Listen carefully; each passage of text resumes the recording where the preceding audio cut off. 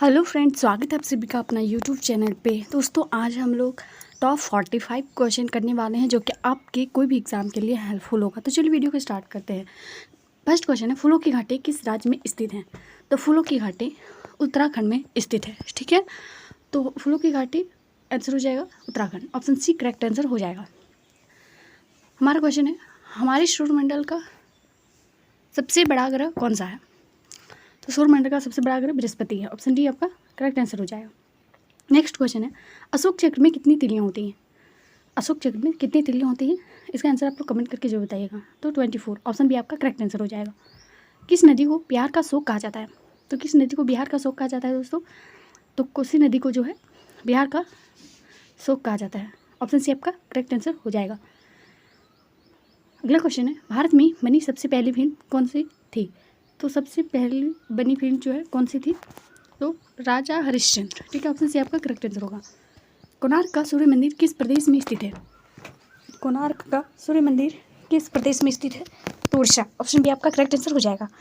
Next है, मानव शरीर का सबसे छोटी हड्डी कौन सी है? मानव शरीर का सबसे छोटी हड्डी कौन सी है? तो छोटी हड्डी पूछा गया है, तो आपका करेक्ट आंसर हो जाएगा steppes. Option E correct answer हो जाएगा। ठीक है, नेक्स्ट है, लाल रक्त कणिकाओं का जीवन काल कितना होता है? तो लाल रक्त कणिकाओं का जीवन कितना होता है? तो 120 दिन। ऑप्शन डी आपका करेक्ट आंसर हो जाएगा।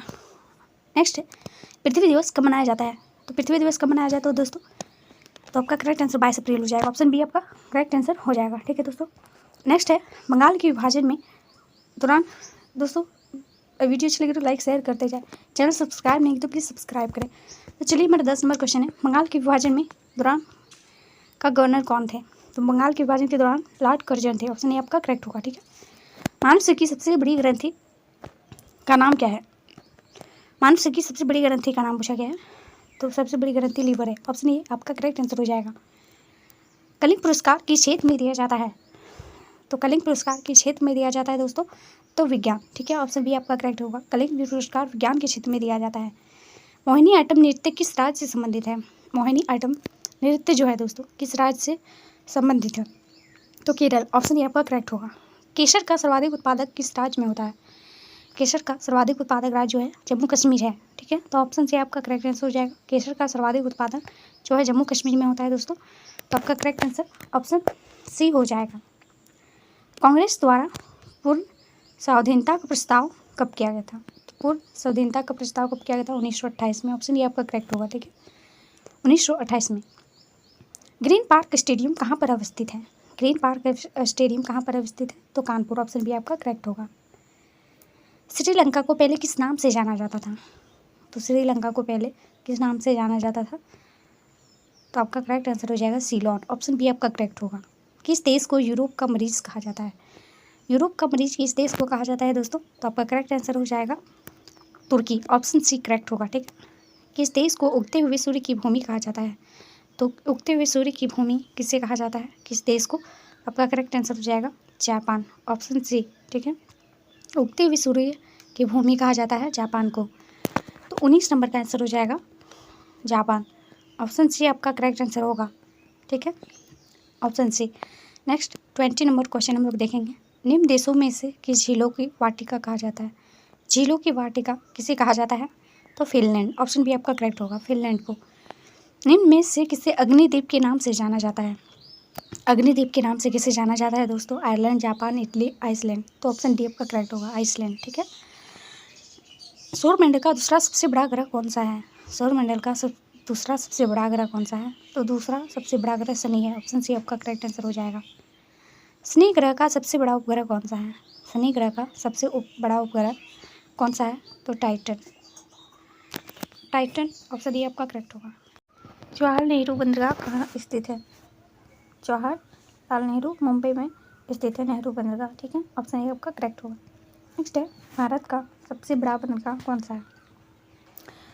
बहुत बहुत इंपॉर्टेंट क्वेश्चन है दोस्तों, PVI है, तो मुंबई।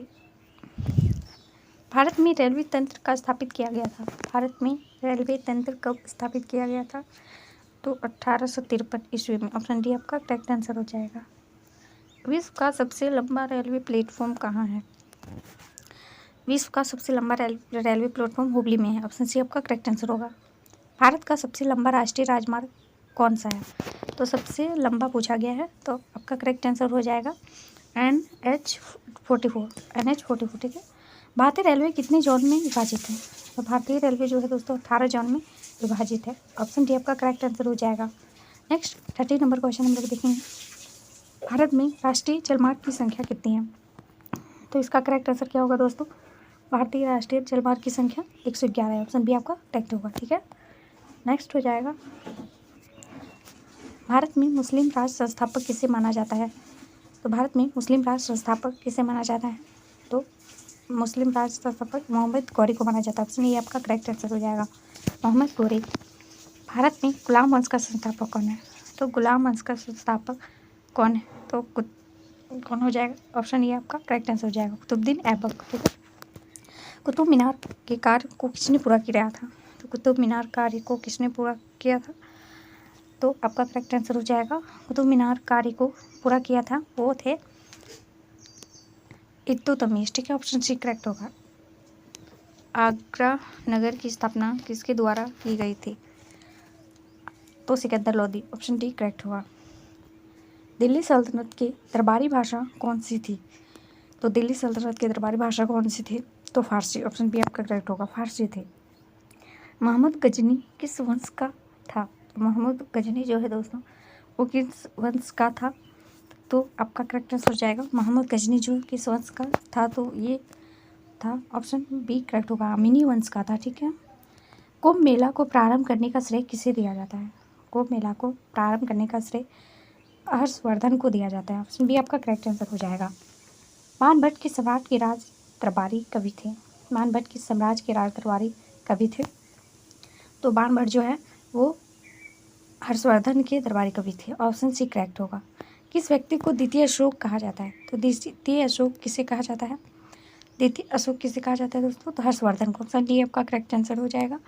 नेक्स्ट 40 नंबर क्वेश्चन आपका टेस्ट के रूप में रहेगा दोस्तों, ठीक है। टेस्ट क्वेश्चन रहेगा, इसका आंसर आप लोगों को कमेंट करके बताना है। हर्षचरित किसके द्वारा लिखी गई है? कालिदास, बाणभट्ट, वाल्मीकि, देव, व्यास। तो इनमें से क्या आंसर होगा आप लोगों को कमेंट करके बताना है भी दोस्तों।